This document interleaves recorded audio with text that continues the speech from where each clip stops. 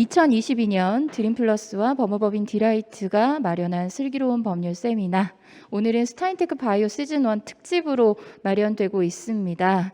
네 분의 연자분들이 이야기를 들었는데 좀 전문적이다 보니까 어려워요, 내용이. 네, 어렵고 용어도 생소하고 막 그런데 질문들이 꽤 그래도 올라왔습니다. 이벤터스 창을 통해서 먼저 사전 질문을 하신 분이 있는데요. 이땡수님, 바이오 회사의 가치 평가 방법. 요거는 장은현 스타셋 인베스트먼트 대표님께 질문을 넘기도록 하겠습니다. 앞서 발표에서 이야기는 해주셨는데, 자, 사람을 봅니까? 제일 어려운 질문 같습니다. 보통 VC들 술 엄청 마시잖아요. 뭐 가치 평가하는 방법은 여러 가지가 있습니다.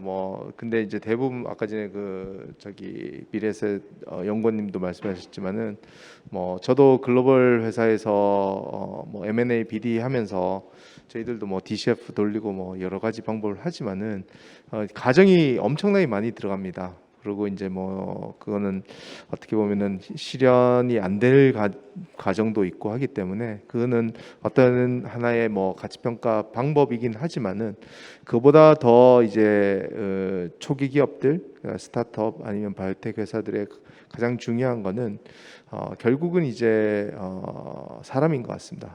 사람이 가장 중요하고 어떤 분들이 이 회사를 진정성으로 이끌고 갈 것이냐, 그리고 이 회사의 어떤 모멘텀들은 어떤 것들이 있고 그것들이 과연 시장에서 얼마만큼의 임팩이 있을 것인지, 그런 것들이 이제 어떻게 보면은 무형적인 것 아니면은 그런 것들이 이제 반영이 되어서 투자 의사 결정이 된다고 보시면 될 것 같습니다. 꼭 저희가 DCF라든지 이런 회계학적인 그런 수치적인 것도 물론 중요하겠지만은 그런 부가적인 것들도 상당히 중요하다, 이렇게 보시면 될 것 같습니다.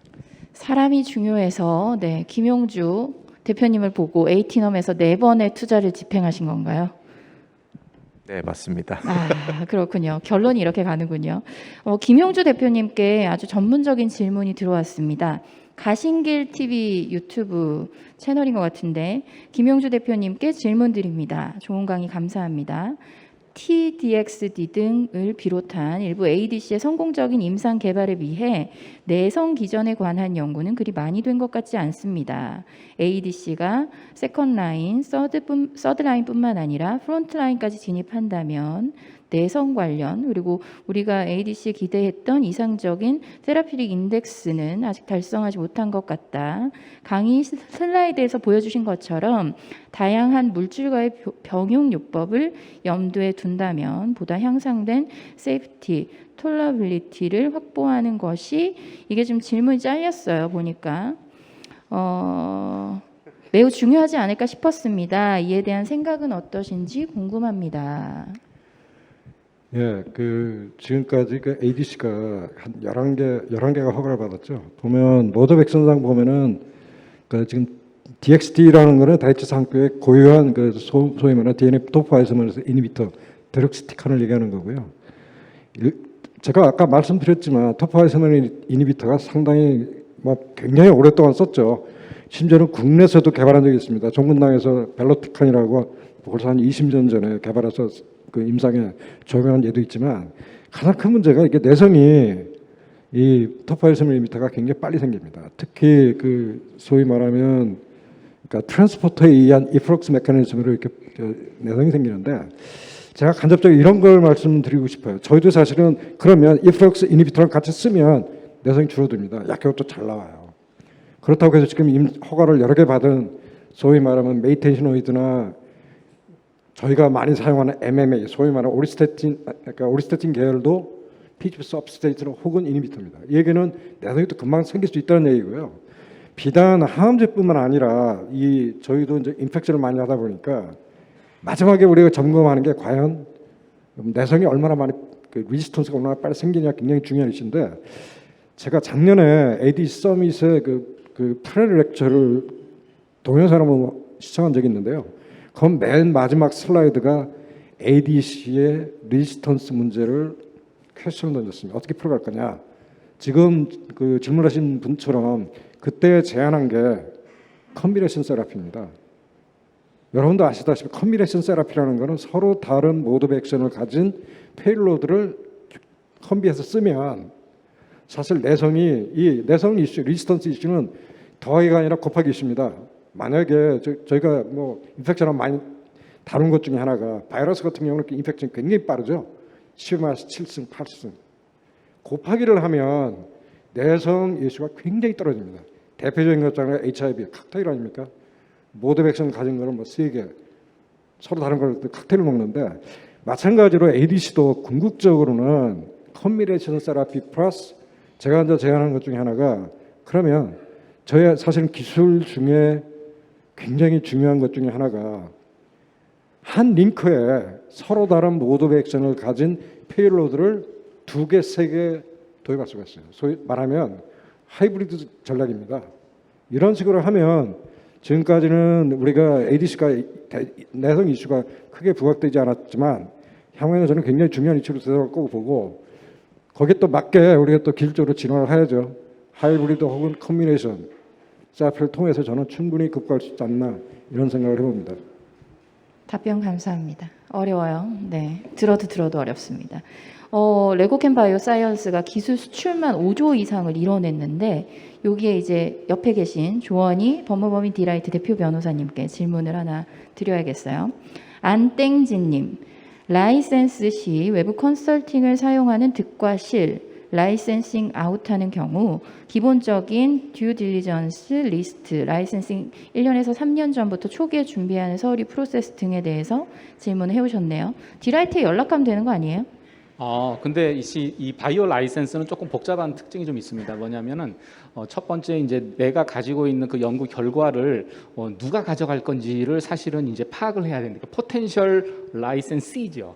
포텐셜 바이어를 찾아야 되는데 그 찾는 과정이 사실은 좀 어려워요. 그래서 외부 컨설팅사가 하는 역할은 이제 우리 거를 보고 그 결과에 대한 평가도 있지만 이거를 가져가서 잘 쓸 것 같다.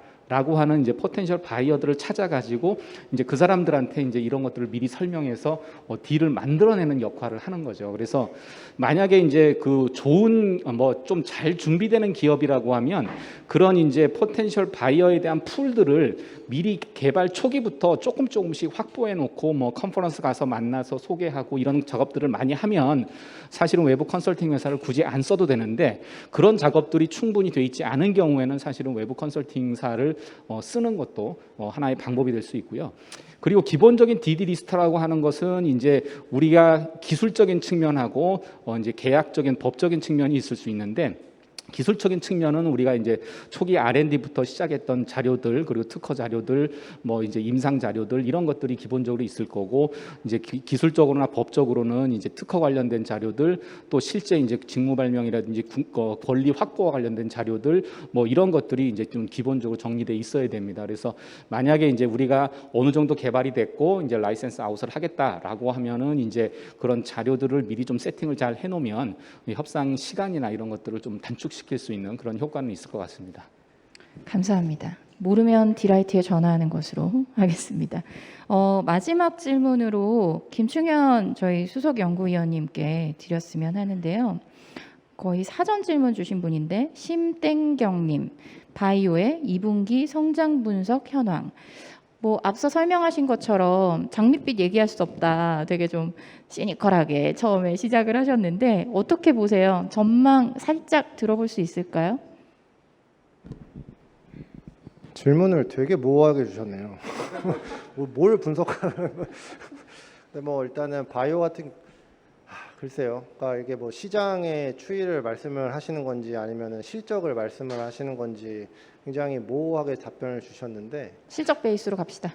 네. 근데 이제 뭐 그거는 뭐 제가 바이오 담당자는 아니기 때문에 제가 드릴 수 있는 말씀은 되게 제한적이고요. 예, 제가 참 드릴 수 없는 말씀을 좀 질문을 주신 것 같습니다. 컴플라이언스상 저희가 뭐 제가 담당자가 아니기 때문에 이 부분은 상장 기업에 대한 얘기들은 좀 드릴 수 있는 부분 제한적이고요. 또 지금 다 이거 유튜브로 되고 있잖아요. 저한테 억하심정이 드신 분이 미래에셋 증권에서 하는 유튜브 방송 보면 되나요? 주기적으로 나오시더라고요. 아까 보니까 네 명답을 주셨네요. 예. 네. 그래서 아, 일단은 저희 바이오 같은 경우에는 저희가 이제 조만간 이제 하반기 전망 자료를 작성 중에 있고 조만간 또 컨텐츠를 만들 예정이기 때문에 그게 답으로 대신 드리는 게 맞을 것 같습니다. 그쵸. 실적 발표가 보통 7월 중순에 나오니까 네, 그렇게 보면 될 것 같습니다. 아, 오늘 준비한 순서 중에 일부 순서가 이렇게 마감이 됩니다. 웨비나는 여기에서 끝나는데요. 스타인테크와 법무법인 디라이트 유튜브 생중계를 통해서 2부 순서에서 하이라이트 픽 발표를 듣도록 하겠습니다. 잠시 후에 찾아뵐게요.